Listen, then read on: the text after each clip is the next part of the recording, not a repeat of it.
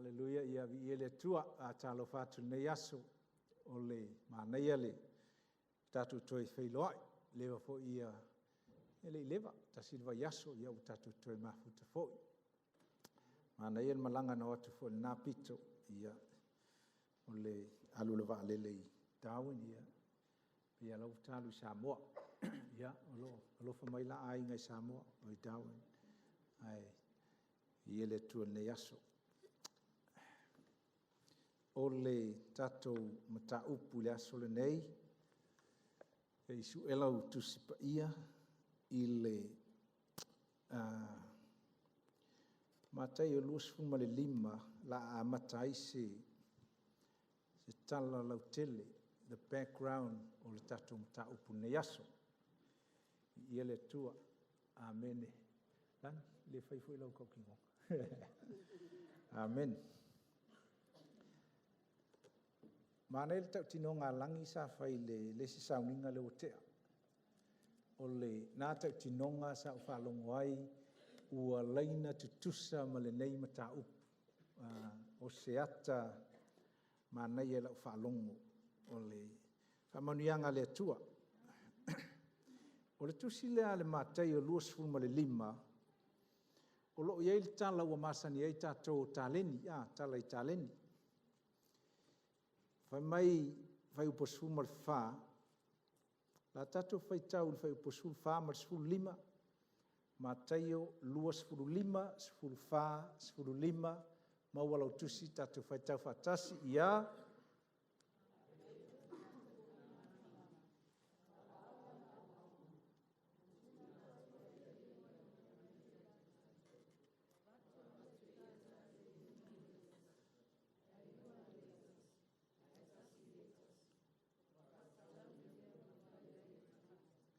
Amen.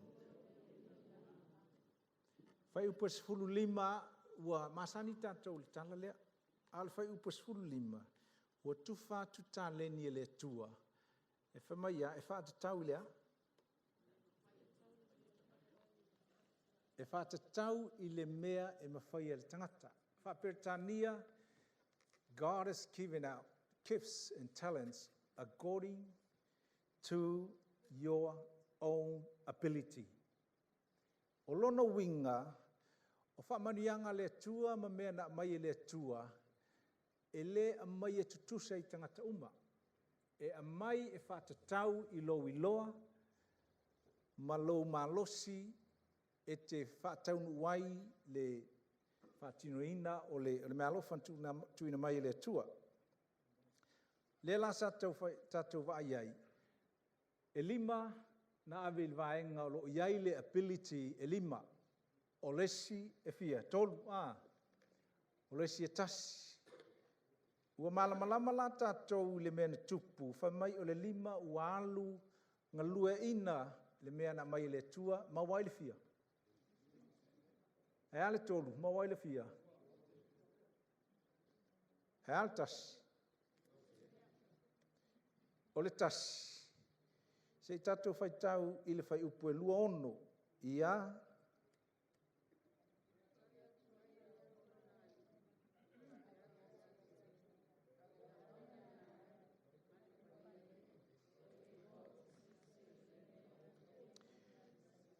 O le tasi ma le lua, na o ngā lua ina e whātatau i le ability o le lima ma le lua.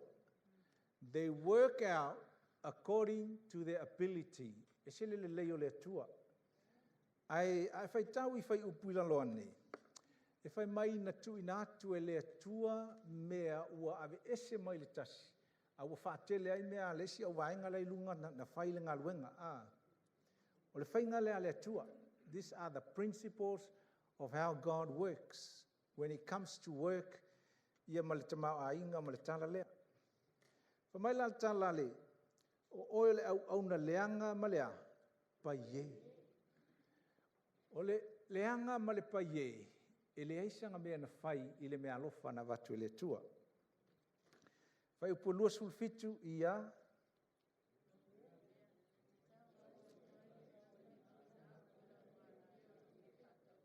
ia tau fia ina. Whamai tala Yesu le nei whata oto, e te tau ona tu ina atu a lio ye whatau tupe. I le whaperetania, you should go and save and deposit your money in the bank.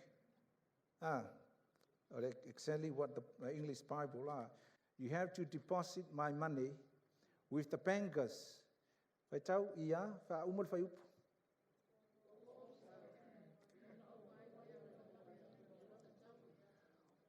Malona taui ia, whai tau le upu, when I come, you will receive on with interest. Maltus Samoan mo le taui, maltus Beretania, e le tului, the interest needs to come. Ole whai upula luas fulma le iwa, ia,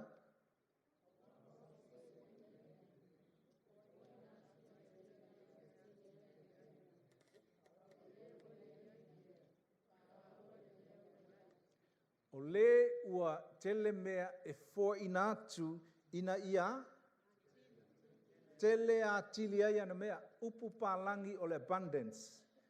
Ai whai taula I whai upu ia, e iei upu o lo taua le upu mua o le ngalue inga, you need to multiply what God has given us. Lona lua a vava ai o low ability, te tau ona e loa.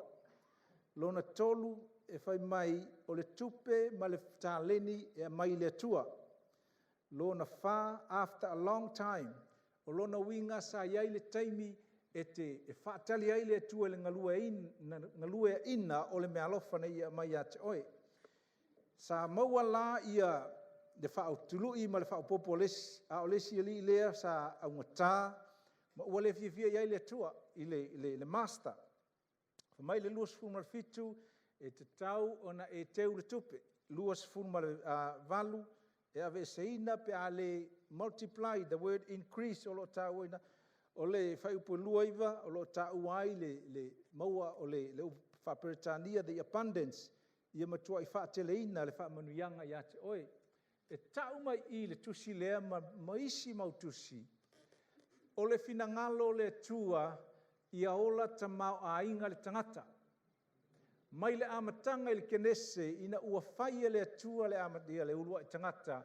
Ona whapea le atua ia lua manuia ma ia multiply ia whanawhanau.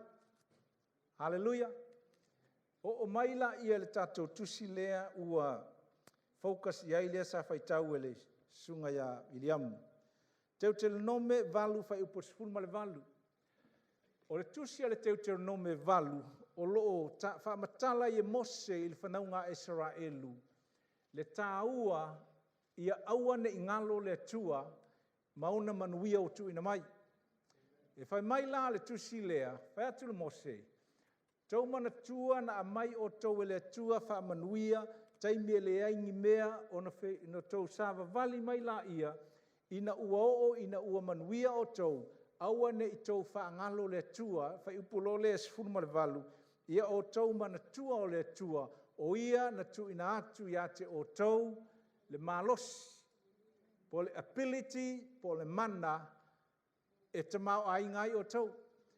Mo le tau nu unga la, the purpose I le whai upu le sfuruma le valu, whai mai, ina ia wha tau nu ina ai, ato toai lea le whengainga, na I whaia mo I tātou, mo Abrahamo. O le whamanuianga Abrahamo o lo sau ia I tātou, e o ma le taimi nei e te tau o na ola manuia le Kersiano, le tangata ua ta ua o le atalii ma le awhawhine o le atua. O le mea ia tā ua I tātou whaalongo le tai au le nei, e le tutusa uma vaenga o manuia. O isia tai lima, o isia tai wha, o isia tai tolu, o isia tai lua, o isia tai tasi, a o le mea o le finangalo le atua, ia whaonga le mea na wati ate oi.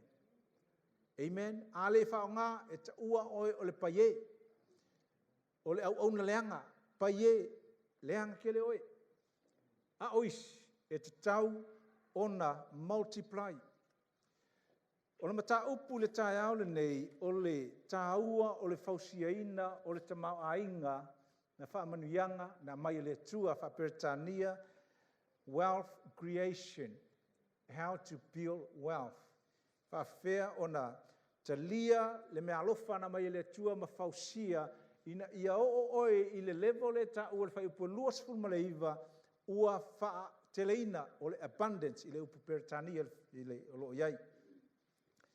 O le atu mai a i tātou le aso le nei, o le whainga o le whausia inga o loa, o launga luenga e tele mea te whaia, o launga luenga tasi leo awala. Your job o le alenga luenga o ina e te whausia ai le te mao ainga, e te whamaoni a whamaoni i lau. Ngā luenga e te vai wasi isi i lunga. Alu i lunga le whamanianga le tua ia te oi. O lesi mea lona lua e te whausia ina le te mao ainga e ala i lau pisinisi. O isi o tātou i whai pisinisi, we invest in different business things. E mawhainga invest ai se tātou whamatala lau tele na vainga. O lesi mea e te whausia i le reality ma le mea moni i tātou ainga. E iei ainga o loo nofo le whale le tamapo le tina. E leanga e le aise si eva ia tamaiti. Someone has to look after the kids. Someone has to go to work. O lona winga la, a whapea o le tamapo le tina la ngofo le whale. E whaia le tiu te lea. E ke create, e ke whausia fo i le tamao ainga, e ala le i lo fisoswani i le whanau le ave le aonga. It's different ways of building wealth, ma le manuia le tua. O le vaenga la i tātou loa, ina ua whamatala e mose ia, i le whausia inga ma le whamanuianga le tua. O le mea tā ua, aua ne ngalo le tua, pia whamanuia le tua ia te oi. Me lona lua, e whatatau i le whengainga, o lona winga, e iei le mafuanga e watuai le tua ia te oi, te mau ainga. There is a purpose why God gave you the wealth. O le tāua, mō le whaataunu wina o le whinangalo le tua i le lalolangi nei. Ia manuia ai oi, ma ia manuia isi.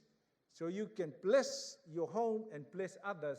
Ma ia fo iai le vi inga i le tua o le ona le malosi ma le source of everything that's given to us. O le mea tāua ala le nā. Se o whai tau isi tusi ai, tātou whalongolongo iai. I le tusia le whailaunga se fulu o le iwa, o le whaipasuma le iwa. Te lopo iai tātou notes ngai lunga i, ia se i whaitau wae, i le whailaunga se fulu iwa, whamai, ua la tau whaia le tau saminga e whiatani ai, o le waina fo i e ai tangata hola, a o tupe e ao ngai me uma. O nei tala i a Solomona, na whai e whaatatau le te mao ainga ma tupe. E ka kalango i tupe le asolo nei. Pa mai tala Solomona, o le tupe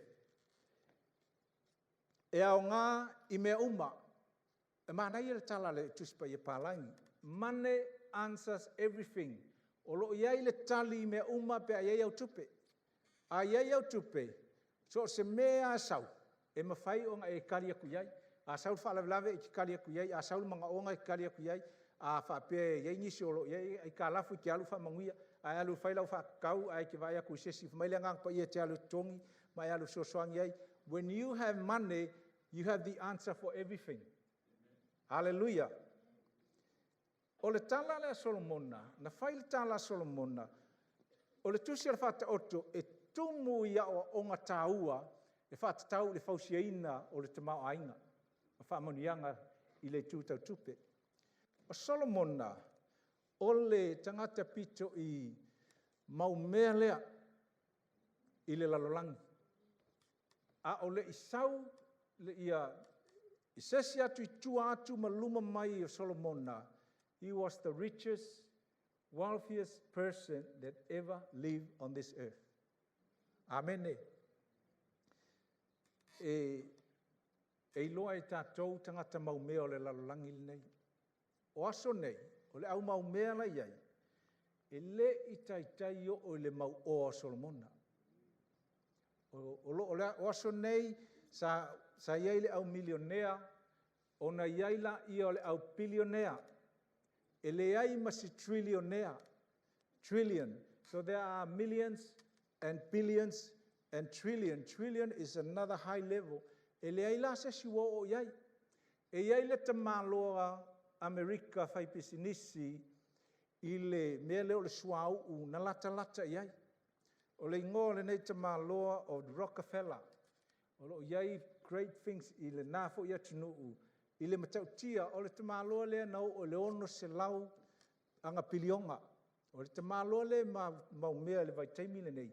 E le io o le lua se lau. Pe o kai o le lua se lau. Piliona a Solomona a wha tupe ana tupe mana o loa i le taimi le nei. E lua tesi malitasi triliona. E le o se pilionga o triliona. E le ai la sesi o le lalolangi yaso nei. E lata ia Solomona. Fa mai lata la Solomona. O le tamau a inga o le tue matautia. Amene. Ta fe a te iwa. Tato whalongo atu o triliona mai le sunga ia pati. Po le sunga ia vitale. E matautia le whamanuianga le atua. O le si... O le si tala Solomona, fai tau atu le si fai upu lea. I le whata oto e se fulu fai upu e se fulu malua, whafonga mai. O le whamanuianga i ova, po le tamau a inga lea, o lea e whata mau a inga ai, na te le whaupopo iai se ti ngā. Proverbs whata oto se fulu, lua se fulu male lua. O manuia o le tua, tamau a inga o le tua, o resources mai le tua, a whamanuia o le tua i le tūlea, wha mai e le whaupopo iai le tua se ti ngā. In simple words, there is no sorrow, no pain, no pressure, no problem, no sweat. That is the level of that supernatural God. He can give us everything where we reach the area of abundance. O le si tala Solomona i le whai upue, le whata o te sfutolu lua sfuma lua whamai, o loa a le lalolangi e mana o le tua e amai mo e uami tonu. The wealth of the wicked or the sinners, God wants to shift to your hands and my hands. E iai la taimi tātou tu pepese, my hands are blessed. A o le kele yo ai ka lafu your hands. O ngā le whekau i leo le pese lea. Haho, ho, ai makuasi singa ai ka lafu i nā lima. A whaula lai le ai tā lafu o lima a e pese le pese ngā kukua o lima. O sai tia ai pe, sai tia. Hallelujah. O le mata upula i e tātou loa, e mana o le tua e sau le oa i o lima. He has given you the ability to create wealth. O le whainga lao le mea, e te le o i se tamau a inga, pia e le ngalue. If you don't do anything, e le kai ianga e alu luma la wolanga, e te tu maua ia inga. O le e ono ia la asanga e fausi ai le tamau a inga. I want to talk about the 8 stages of creating wealth for you in a very simple way. Amen. O te loa, o nisi o tātou le whaalonga mai le asori nei. I lau mawhau wa o koe inga. Wa o loo makua. Wa o makua. Wa o ke le iloa se mea. O ke le ialu se university. E le angal ma, e kele mako whaalawe lawe. A e whaalonga whapenga. O lona winga e ke le kai nga e o le kamau a inga le kalkal ngoi whai upui. O lou mawhauwhaunga e te le mwhai. Peke makua e mwhai anga suiri mea. Amen. Se ilonga ua e whapeane ma ua e iloa mai le atua o oe o le meanga mai le kua o kasi. A mau arfas mamoe ma toilet paper, bua lava iarngai ainga. A whapea o lo mangaku ngā ma e iloa o oe ngā. Le aia masino o iai. That's okay. But you're going to see le mea tu pe awha pea e ke le grow. Ngā mai le atua all of us to multiply. E le ngata lai tu pe mo te mau ainga. Ai so se ka lengi a e apply a principle here. O le stepu mua la, i le fausiaina o le whamanuianga, ma le te mau ainga le atua, o le mea le whapertania, o le financial dependent, po o lai e ke o le lei lau tupe. Kusa o ngai makua broka oe. That is the first stage. You know where you are. O le tangata lea e o loo iai le vae, se whaafonga mai. Ia e sue la oe, mai whaalongo I sikepu ngei. Po whea le sikepu ngai wa iai oe. O le sikepu mua o le lea se mea. Ua makua I kumu lava oi ai kālafu. O le tangata I le stepu lea, e ke whaamoe isi, e ke alu ke ai kālafu kupe ai. O ke au whaku e ke alu ke ai kupe. E iai la tangata I le vaenga lea, e ai tā lafu ala kou ke reo kaini. E o paro manea, ko inga ia fo ia whamai, se e sau kupe whai sau petro. E ho oa I le pengisini o le ka vale. A umanga aisi I lesi, warufa I lesi. Aisi a wale ai ama se mea. O tangata fo I la ia, I le level lea, e maalia fo I. E whai mai le ingi tupe, ai vai aku, okare au le leio ofu lai ofu ai. E vai aku, o se e vai lai se ai, sole, o le makua I pei o se e vai o Michael Jackson, o I le ai, a wot whao nganga, o le makua I lau mela I ai. E sau fo I le pei e whapenga, ai le loa, o tupe lai alu solo, e se mea ngai. E makua I broke out mela I ai. O tangata foi la whapea, e fia ai tā lafu mea, ai leanga kere le kokonginga. E borrow, they borrow, and they get said to you, whamole mole. Mana o mia, se lima se lau tāla. A e alofa mai, o lau ua maliu anko. O lesi foi vai aso, ua maliu auntie. O lesi vai aso, ua maliu cousin. O lesi vai aso, ua maliu le. Sa oila I o te whinga.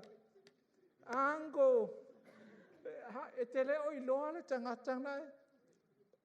E kama ngai, fia lele yaku I, ai alu ai kālafu kupe.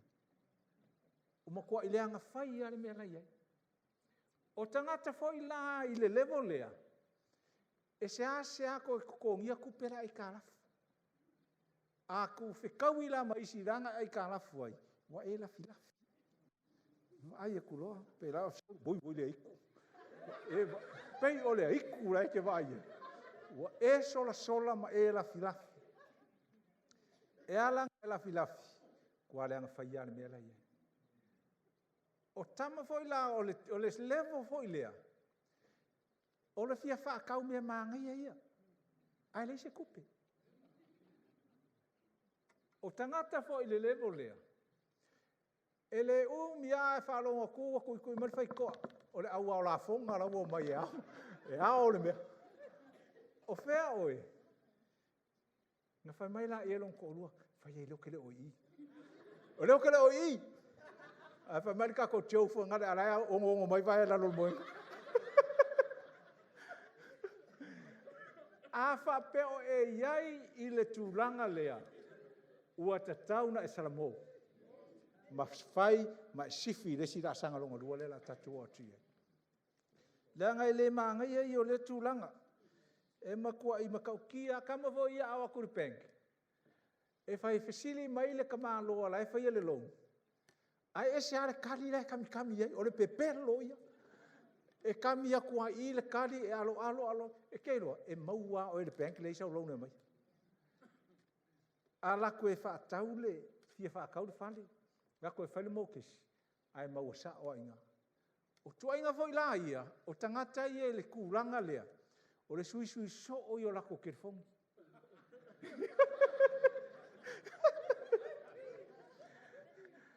E maua loa I e Telstra, sui loa Optus.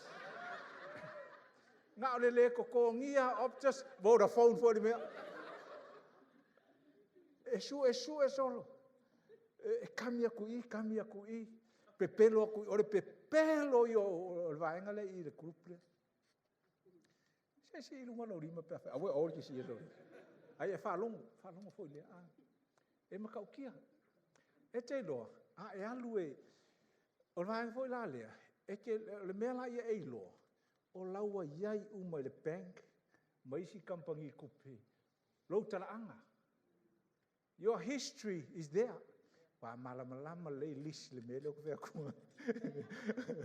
O le master le o le mele, sa kaunga sa whakate se le. E lo le leia, o le mea la maria e vave e tāu ai le a maka lo Samoa ai ese mai ngāma. Le anga o le lumanga. E koe le leia e la wami. O lai pipi i anga iau mea ia iau records. Le mea ngā e kia alua makua i le leia e ke laku la le bank e whailau mō kesi. Ai wha mai le bank. Le lei ke le oi. I decline lau application. Nga e halura ia mawalo lo whamai. O koe o le leia le mea leia. O ke ofo le kalia o lau mō kesi. E se hale mea. Ngā makarenga oke le i lau kōrua. Ai te rei loa. O lau pili ke le fongi lima kausanga lau akea. Lai mafua ili le whamai le bank. Ile wakua. Kusau o pe ke le lau pei le kaimilingi ei. Langa o le leanga i o kukonginga lau ke le fongi. Leanga i o kukonginga ai oso mai a origin, o ai oso akulesi, o ai oso akulesi, o ai kamikami solo. O lai makua i mangingo ai. O le mea la le maua i koe ngā levo lea. O le fasili. Ai se a mea o mafua i pia o ngā yaika ngā kai le koe ngā levo ai le nyang kupe. If people in this stage le ai kupe ke le ai kalafu, ai se a mea la ko continue le mea lea. O whea mai la ko kupe. E a mai le pepero. Si o ankolo oki. E laku ai kalafu mai. They keep borrowing. Amen. O le mea la i tatou loa. O te tau ngasui. O te loa e le ai sesi o iai le levo lea. Ai a whapea o e iai le levo lea. O le haso le nei. Na whai e ova. Tatou te ori mawhia iai. O le a tatou salamou. Ma tātou o atu lesi la asanga fō. O le level longa lua e whau waile te mau ainga. O le level lea ua e sau, ua suilo mawhau, ua e maua se whaalinga, ua le anga kele le mea le kei ai. O le atali i wha mau oa. O langa mea le anga whaile stage lea. E le ngi anga kupe, ai alua mai kupe alonga maa, whai ai le life. Whai le life. O le whea mea ngai ui ele li lea. Whanga pua E ai mai popo le pua i o, ai popo foi mai ei. Wa ai ma pua. Wa ma kua i leanga whai ale mea. Whamai reo lesko inga. Kua ai ai pua ale o langa skamala. Whai mai lale tuspa ia, o na poto ai leo ia. O le skepulonga lua, i le la sanga le whausinga o te mau ainga. Ia iai so revelation, ia e potolo mawhau, e aru ese mai le mea ngai mua. Ai shift mai i le level lea, wa amata o na suia, o i le level longa lua. O le mea tā ua o le sui o lo mawhau. You must change your mind. Amene. A le suia lo mawhau. E lua masinga wa e koe alu papua. You will never go further if you don't change here. Amen. O le secret ke lelea. O le kangaka e mativa longa mawhauwhaunga. E ke lo le leia ianga me whai. O le whakaukau mea ia. Me fau. Ai, mea ngai ke whaunga. Ke rei loa ripo whema i kupe kaka le ari. O ke rei loa po whema iang kupe. Whakau mea fau, o le fia, o le fia siau ia. O lesi mea, e ke vai a koe, sole. A whailanga savings. E o le savings le afi. Alu voi koe whaonga. I loa whaile. E le umia e kau whaile savings. Karu ai, whaile savings ai, whai. A sau voi la le loko. E le wha mahongi. O le wha mahongi ia. E whaile furua i lesi kausanga. Ia, o lesi kausanga. Ua masalo ua maangai ngā kausanga. Ia, o ngā whaile o furua i o ngei fui kausanga. E tough. Ia o kei loa e le whapengase sio i tātou. Amen. A o i, ia e loa, o le tangata ua sui le mawhauwhau, na ua whamanuia i le atua, e iei mea tāua e te loa ai. E ke, o kangaka ua sui le mawhauwhau, e te vai iei ua amata o na whamahoni me whai. E amaka la lau whamahoni, i lau whoa i le atua. O i e testai oe, pe ua mo i lau sui, pe ua esala mō mai leo langa tuai, i le taulanga ma le sfuruai, whai mai la i o le tua, ua makua i o le fia i lo unu, ua ngā oi i la kou lau taulanga ma la sfuruai, o rea wha lau tele le nama tā upu i le si atu vai asu.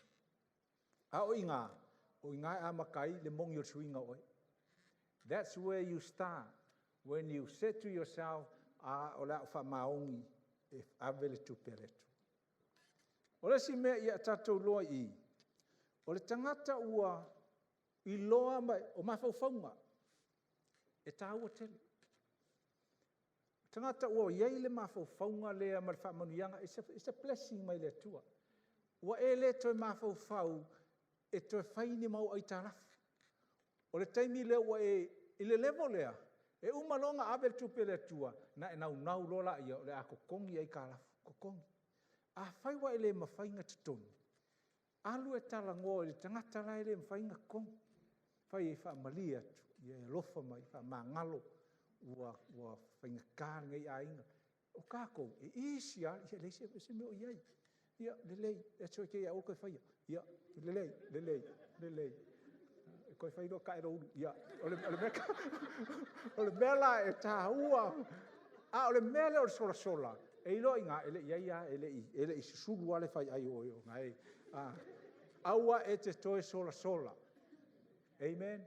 A e loa ele i te tōngina tupe, alu e kokongi. Kusa pe rua kausanga wakea, e o arke miei o lo ria i arvai o le papupuni nge.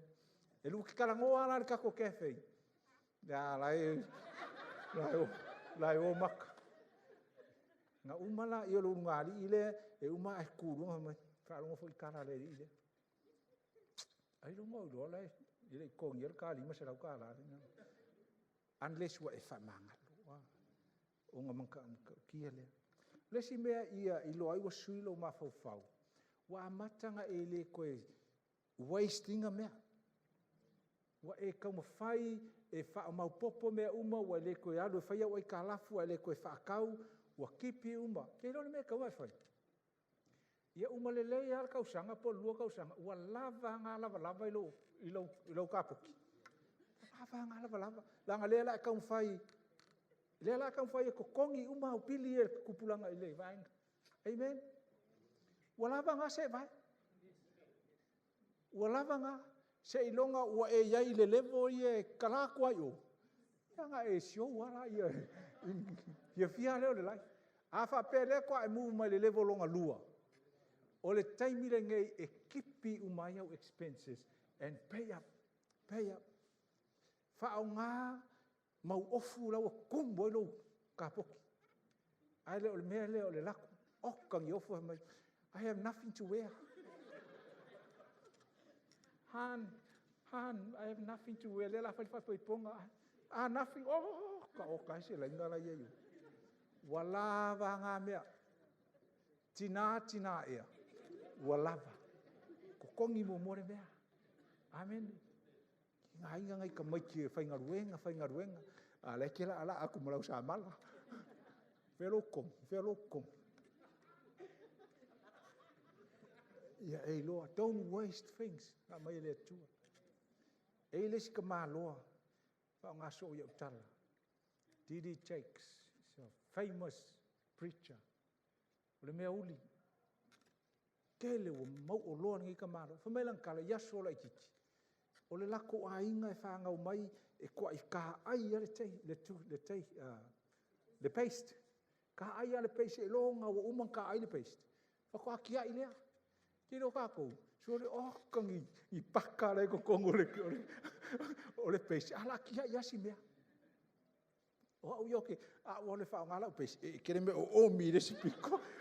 Ko i omi resipiko. Ia sau umar sua susu mana meri lai ko. I want to waste, don't waste. I know bad, or bad ye kasi ya ko kia. But was sui. Amen. Ma oi I down. Ma lo wa ku ya hele. Se la ko kia ia fangu fo ia blessed. O fa awar kia ia ngai fangu. Le ia fangor ka ako ka o ka ko o ai o ma na ma o mai a mai dawi. Ma water bottle. E ongo. Aisha, that's a new mindset. It's a mindset of prosperous thinking. Amen. Ele kia ia le mea. O le sika ngaka ki nganga ngau. Ai mai ka ngor ki fangu la ka kia. A ma la problem ya. Awa ke ma o mari ki fangu la utingi fanue. O te alofa fa maoni atu. Ra mai fer ki fangu. You are on your way to create wealth. You don't waste anything. The secret of wealth creation is changing your mind. A sui lolo mafofau, o sui o mafofau ngai tupe. Amen. O le tangata lai negative longa mafofau. Whain kāia ngā vaai mangui o le tua. O tātou Samoa. Generally tātou mafofau ngā. Ngā walawa fo ngā mea. Walawa fo ngā. Ele se mea o iai. A iai kā kou lai ka lima ia kā ringi ngā waku. E mga o le tua ia o levo. Inga ia makua I whaakele ai le mea. Parua ngā le tua. O le tangata la ua negative longa mindset. Whamai le tāla le tangata lea. Ele kupun kupe lungo la au. Money doesn't grow on tree. O le si mea whamai le vaenga le whamai ia. O le kupe. O le amatanga le o le. Mea le anga uma. I rio se amakanga o mea le anga uma le kupe. O inga whamai o le amakanga o mea le anga uma le kupe. O le alofa I le tupe o le amatanga lea. The love of money is the root of evil. It's to with your heart. The money, le hai asi me o le angar kupe ia. A e whai e le ngā luenga wha le tua. Le hai si mea. A e manga o loa ia over kupe a kire ko sau loko. A e manga o loa ia over kupe a ua e wha mu. Wha alonga wha ai le kua o ngā leanga loa le kupe. O le mea ngai leanga I loa le kupe. Amen. O isi ka haka e whamai. O Yesu e makiwa. O lo fia fasia I o ka ngaka whamai o Yesu e makiwa. A whapea a makiwa o Yesu e onga me unga. He's got everything. O tato whai upu le nga whamai. O Yesu o le tua na te amaia le malosi. He give you the power e ngā io iai o lima e whai ei kupe. Aisia mo le tua. Manuia I le tua. E te taulanga sui le tatou mawhauwhau. Ia ona e loa la ia. You are ready for that. I le vaenga lona lua. O le mea tā ua lava ia te oi. Ia ko kongia o ai kalafu. Ma auar koe whai ai kalafu. O nau o mai la ia le vaenga lona tolu. O le mea le ua amata ona e nau loa. E whai sesi whainga fau. E tau whaperitania. Financial stability. O le level 1, koe malu e lue haoi. Level longa lua, ua suilo mafofau. Level on tolu, o lea la e tau mawhai, e whai se mea fau. Amen. Whai ngofia, alu ese mai le leanga, suilo mafofau, action loa. That's the third level. E kolu lao me whai ire, le level lea. Me mua, ki lia umau ai kalafu. Ki lia o ai kalafu. O le mānei o tau tinonga a langi leanga whai ange tai au. Can I repeat that? Whamai langi. O le e le fau le o ngisi o kong whalong mo mua iei o le la mea le mpere mai whai a la inga le ngar ko wha ngā lu ngā li ka mai ko rua ia ngā o whai le mea ngā rue i koe ngā i le levo ia ki lia uma o le tala la langi whai le tai au nei ngā uma lo wa koe le ai mangi la ai ka lafu ngā mo kesi a kasi ona ready lo leo la ua e move up i le fausinga le tamau ainga o mai la tala le tau tinonga le o talo ai nei la ua whaaputu lesi tupe mo lesi levo le la o iei na ola ia ua whaatau lesi whangua le la ua whaatau le whanua o le la whau e fo lesi whale o le mea la ua tupu mai ua mokuai a maka a whapeo o maso ia kau finance ua a maka ke le aku maso pe le sauma financially speaking e le ngakala i ke le maso i le tino a ua a maka nga ola maso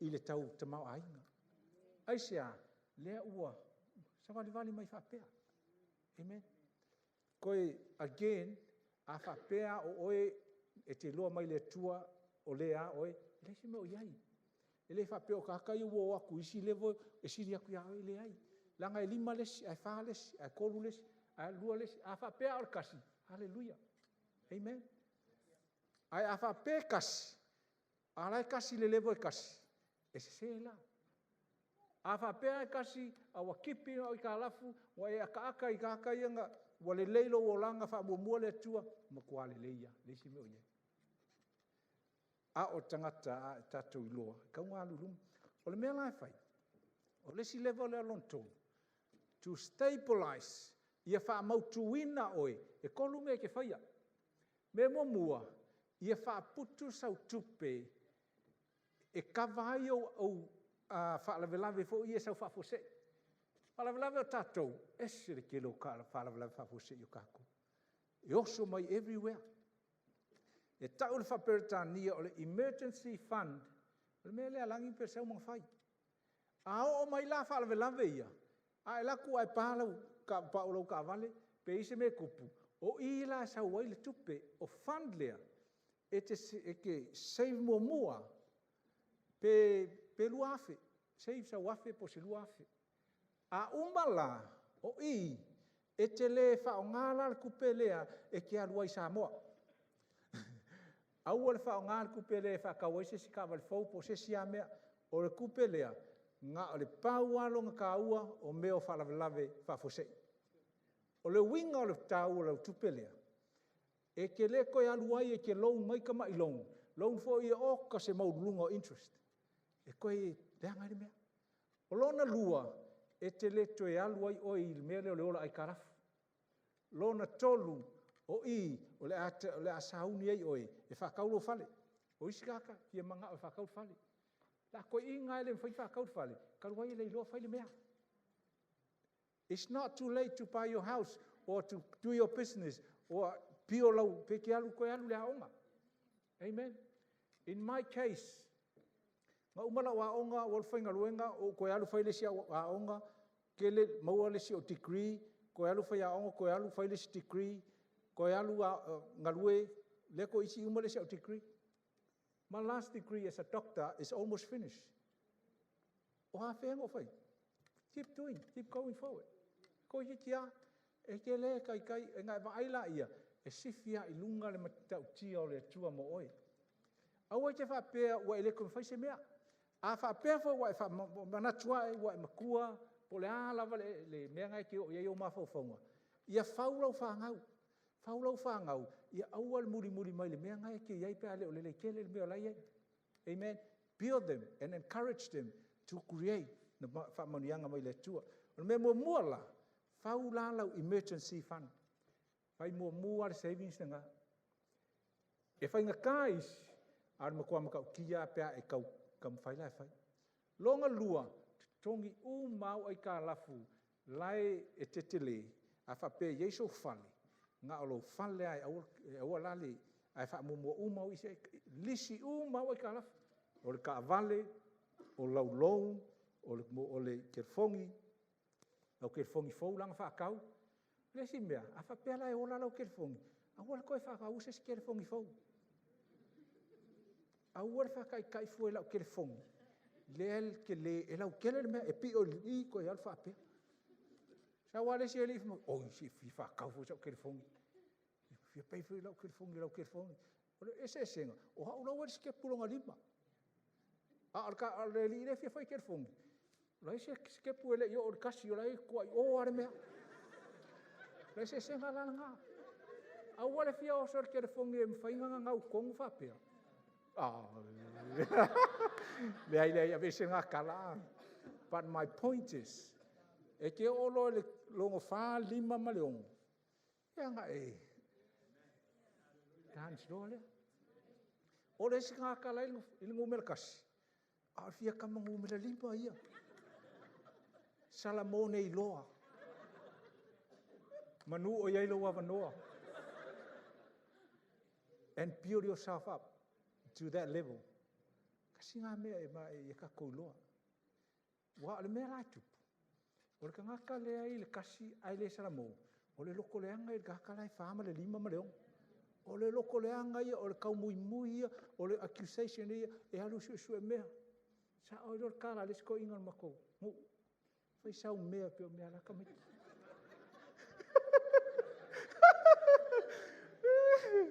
Fai sau mea peo mea laka miki. Amen. Ngā langa o laka miki o. Langa ngā whaile emergency fund. Ko kongi uma. Ia lako piri. Ia, o ngā amaka lo lea o whai savings. A ko kongi lau piri. E ke ngā lue mai pili ia e ke le interest. Whapea lai lima o pili e whai. Ma kua i pingi ar kamalai maulunga le a whapea whakaulau ka vale. Lai, oisi interest o kamape ka isfulu wha. Isfulu kolu. 20. Whai mua na ngā. Oisi ngā ka e manga ngā e whai mua kama wenga lua se lau ka la. E le se meo iai e peke feel good eh. Ai focus pingi ar kamanga. A umalanga whai lau kongi lau ka vale.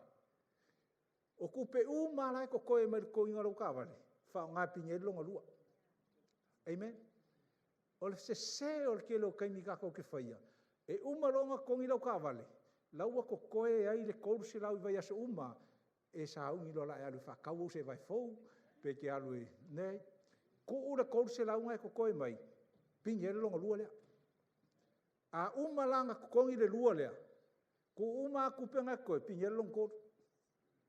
O kupe uma i ko koe ai. Pingi e kamalea. E umaloa langa. No whai me lea. Koe aro mo kesi pia whai leilo whale. E umaloa kama ia. O la whai do malau savings. O le savings nanga. Le ia amaka mai a le mūlau savings. O le mea la kupe pia uma kama ia. O wha kaut whangua. O le si whangua per sauma. O le la whai le si whalo per sauma. O i le ise mengo whai. Kai miaro o palai kamalo. Can I rent at your house? Ia. Amen. Melon code. Mumua whaisa emergency fund. Longa lua. Awha pe mo kwa ie le fia whaile emergency fund. Ia whaifa leila longa lua. Lea, pingi lalo kama ia. Walava ngā ofu ni kausanga ako. Walava ngā se vai. Walava ngā gel i le uru.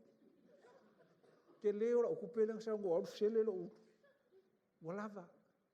Whailo ko rua. Walava ngā. A leo sikai. Wha alu lunga le levo lo leo. Wha fefe. Ngā. Whaka ngā. Kio ti hunga.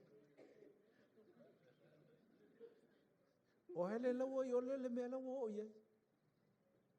Ai sau ama whangu. Kini whangu e ongo mai Darwin. I say, mindset is changed. I want another, and another, and another. E umaloa ka mai ia. Longa ko. Whau lua makwai. Whau walau savings. Increase your income. A whai o lai ke whai ngaruenga. Whai le pose si ilo pay. E si walu whai langa pose si langa pay. Anyone? That's good. Good on you, mate. Hallelujah. Go Queensland. Anyway, makwai whai. Sorry. Sorry if you're part of the blue. Ngā pira. O pira ia, I played blue ia so uma. It's good on you, man. Ole, whai lau boss. Ole mea la, a whai peke alu e kalango lau boss, make sure you earn asking the boss for promotion. Ole isi kangaka. Ole whaalonga kāia. Koe kaukalai kiki. Koe whaianga. Koe le whai ngā wenga le lei. Ai alu whai le boss promotion. Te rol me mawe oi. Ole kuri oi. Se I loa e ninga le mangai o longa ruenga. Le longa lua, a popongi si kura. O rai ke loa rai, whaisa ua wakaimi. Long kolu, whaisa kama I pisingisi. A whekai ar vahenga ave le upa a. Upa eat. Go for upa eat. What's wrong? If we carry our kinfangu in our bags, do the upa eat. Awanga le eat upa, but upa eat. That's our problem. Do something. Nga yo lima. Mo mal kasi le lua kolu fa. Yo lima maoli hau. Ele umia ke vai ku o ke le ala mea. Faula lau savings o melon kolunga. Amen. Se ia e ready if I also la o me yo ke share. Ele fo ngai mea. We use it many years. Hai ma fa ponga. Yo wa lakanga umal ka kom ka. Falong so fo indi sinei tala. Ko fa ya fo wa ngisi le a nga fo ya te. Ole mangof. Good for young people. We always save. Wa ke ala ma o ma level la. Ke ala level nga luo sui ma fo fo. Ale wo o kai mila le level la long ko lu fam kala. Se fe ma ku e fa ma hoi pong. Si kama iku pe nga lu fa pong. Ele keling ku pe ngalang ngakele o ke ker ma vai ponga e luas fu lima ia maka afi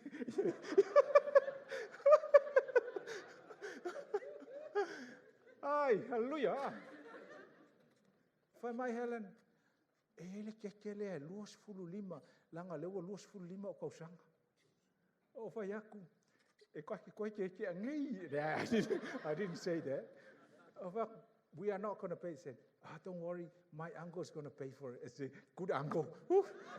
Uncle, uncle. Yeah. Kele lau mea ma fai pupunga. Nga ko kongi uma, o le me masangi e kaungalu nga fai pupunga. Kusai fa pea. Ana ma kupe, fa pea kupe ngalu fai pupunga. Ola o mama fongi fa kau. Mama kaungo fia, tenis, amaka. Aluai la ia. Nga umala ia fa fai pupu.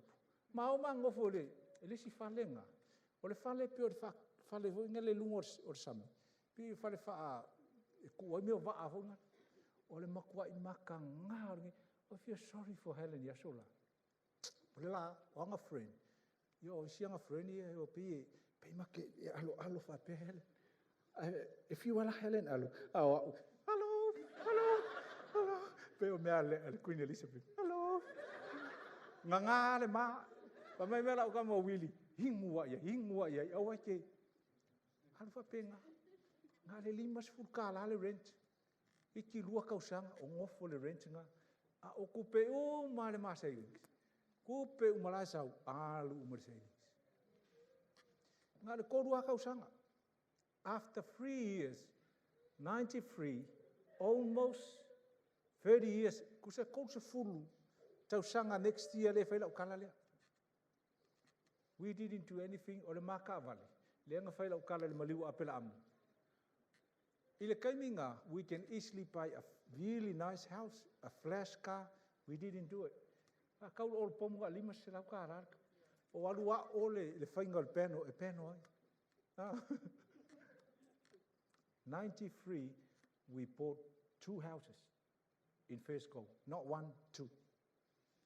From there, we go up to many houses. I say, that's this level, number 3. Young people, if you're sitting here, you time to start. Amen. You bless yourself. Now and then they live up here like I'll walk here, no. There are times. Amen. O ila le level on kono. Mua, whailau savings there mo kaimio whafose. A sau kirfongi Samoa, o ia me lau kupe. A pātpa o ia me lau kupe. E lea mai le savings there long kono. Longa lua, kongi umai kālafu. Kupe umai e kokoe, ko savings. E le umia. Ao ka ko Samoa maka o vave kele. Ere afar kau sanga mai ka ia fa ngar ka kupe de o la inga Samoa le reunion de ka. You never get further if that's your mindset. Savings there failong kol. You save to invest, not save to spend. Alu lo se fulu afe lo savings il ko malanga ma menga fai. E ke foi mai. Ya ngat fa mo ara fa kari ku peng mo. Na koe a maka foi la ia, koe a maka foi la ia, e ke vai aku, wa le ia o laudu.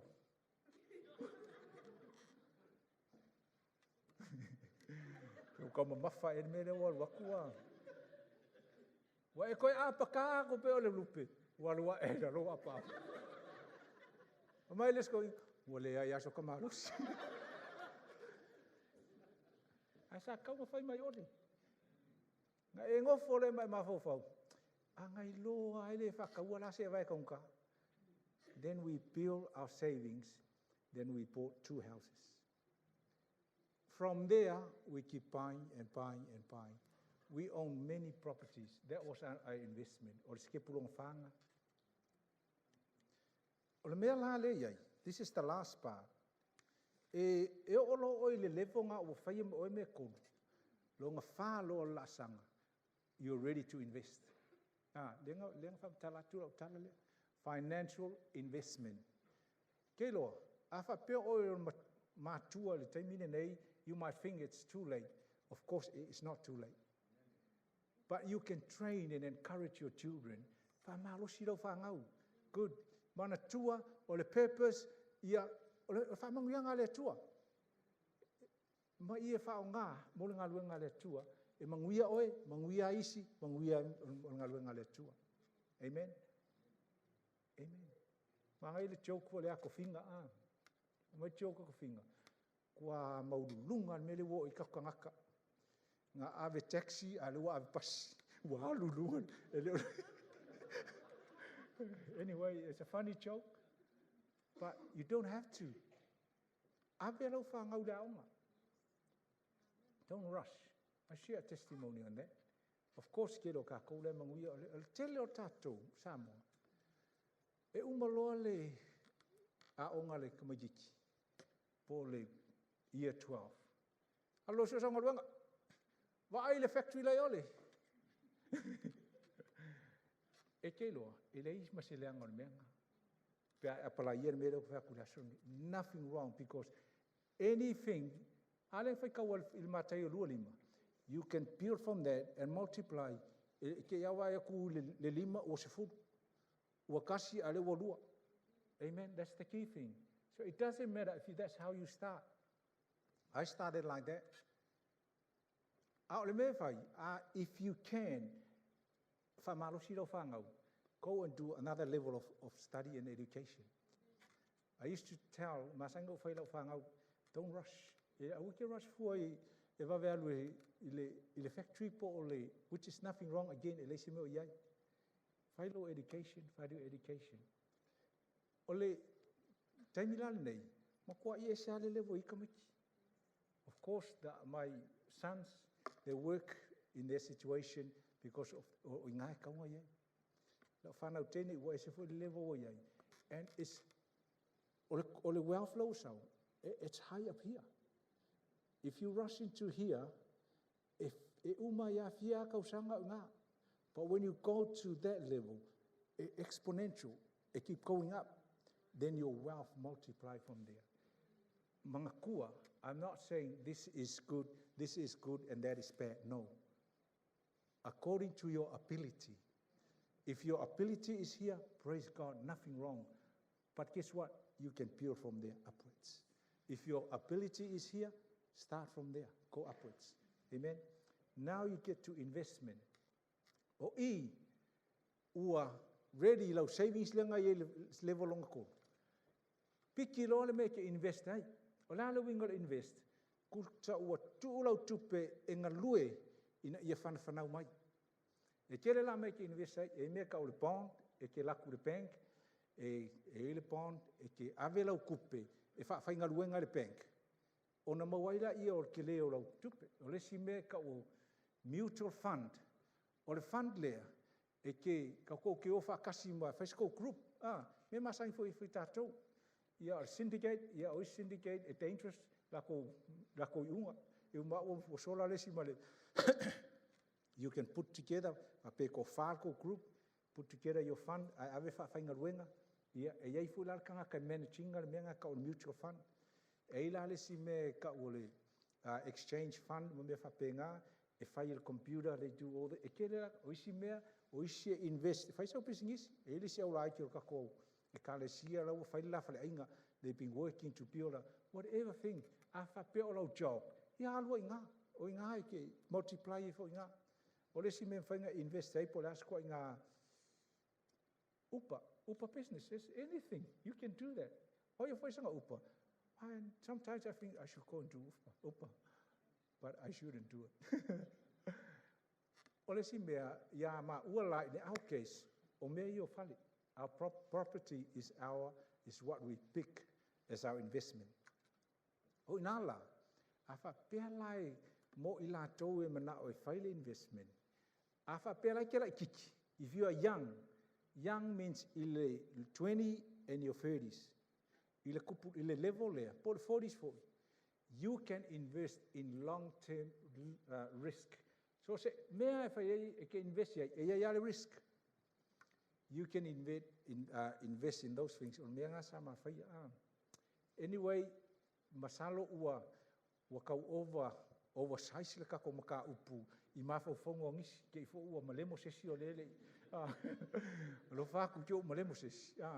Ai o ila ele va level on fa e ke invest lo. Fa pela o fale mo saungi le o le level on lima. O le level on lima e ta o le financial security. Wa makuai wa umanga staple. O investment a lea o kwa secure o le secure o lono winga o le kupele maua mai lau investment ele o lau kupele ke maua lau ngoluenga.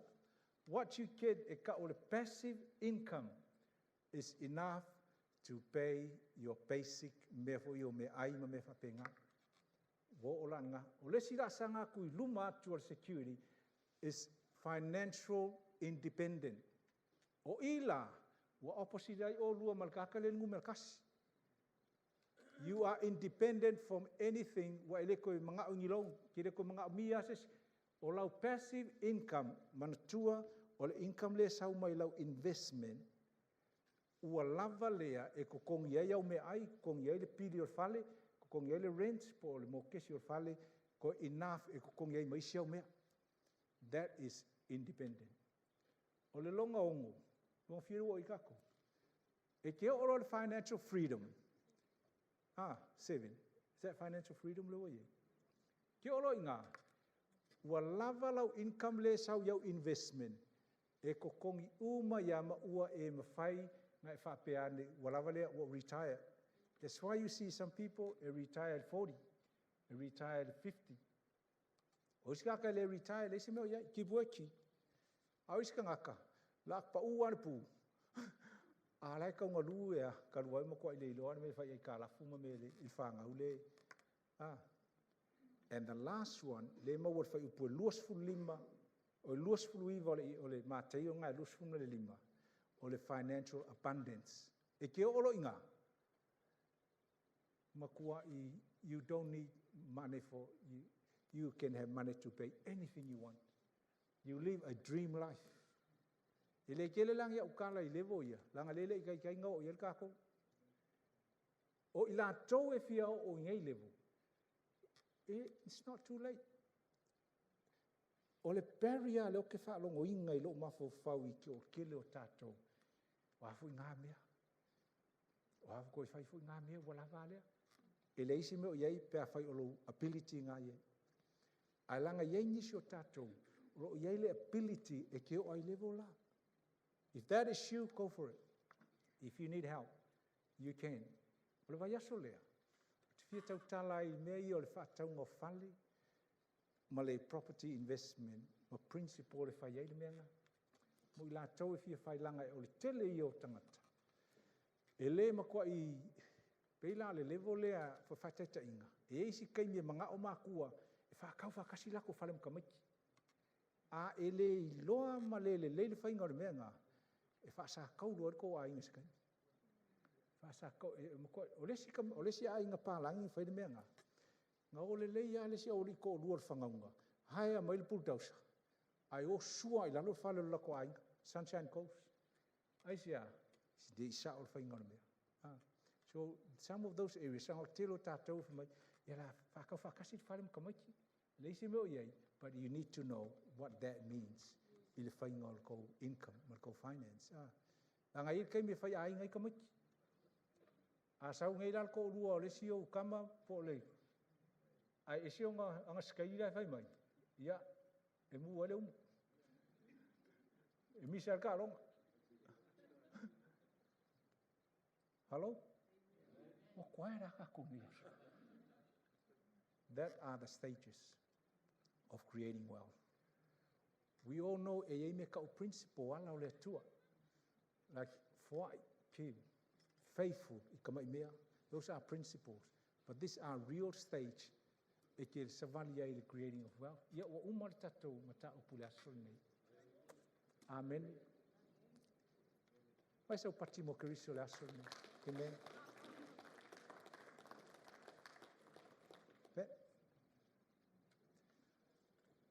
Hallelujah. Na o ta'u e lesi aso. Le matou team le ngau mai New Zealand. Ngau mai New Zealand ia i a mata le lotu lea. E to o se fulu lua a inga nau mai. E whaatu le lotu. O le se fulu tasio nei a inga. Na lato ngā lulue. Ma whaatau lato whale. Ma whau lato pisinisi. Ma whau te mau a inga. E o ola yaso nei. Le o tau whalongo, wa makanga multiply, ia investment ai la tau ia. Amen? They also now setting up their children for great future. Amen? Your net worth is there. Anga whapea lai, e a maka le loku le ngei, ma whaia o onga whapea, ai le, ai whas,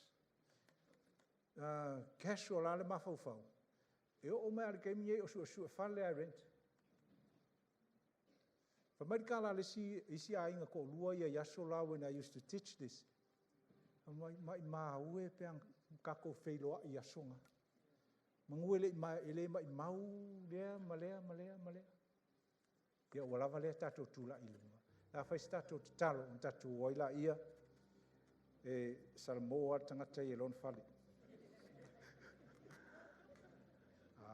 Salamu. Okay, Lord, pesen. Itato ne ya pesen makis. Thank you, Lord. Ele se mea ula le tatou to ele sa to e. O le mea leo ke mga oe. La tatou monisio i tatou. Nga ola I leo langa o le tangata le tasili tāleni. Mga o te whako e se le tua. La ngai poloka ia lau tau mawhainga isi levo ia. La whai tātou te talo. Tua o I le tua te whato e se atu. I le lifestyle le sa o olai. Mana tua fo I le asole nei. E pālengi ia le tātou mata upu. Ke ua e alu whapea ua ku I lalo isi e ku lunga le ai. Mai alu foi whapea o isi rawa I lunga o siri atu ia te oe le ai. O tatou whai tau le tala le tua. E kasi lesi, e lua lesi, e kolu lesi, e wha lesi. A o le kangaka e kasi ia e wha maongi. E mawhainga matapo. Amen. O le taunu unga foi. ia whaatau noo le whina ngalo le tua. Mo matua, le aso nei. A whapewa e manatu, ua umalau ngaluenga, whaafitai, i aso o te, nga ua manuia e lau whanau. God is always more. E mawhai o na whamanuia, e le tua lau whanau maisi. Mo i la tau e te loa e te fia whatu. Ese le tua i le whainga o mea na watu e le tua. Tātou te talo i le asone. Thank you, Jesus. Mo ini o whonga.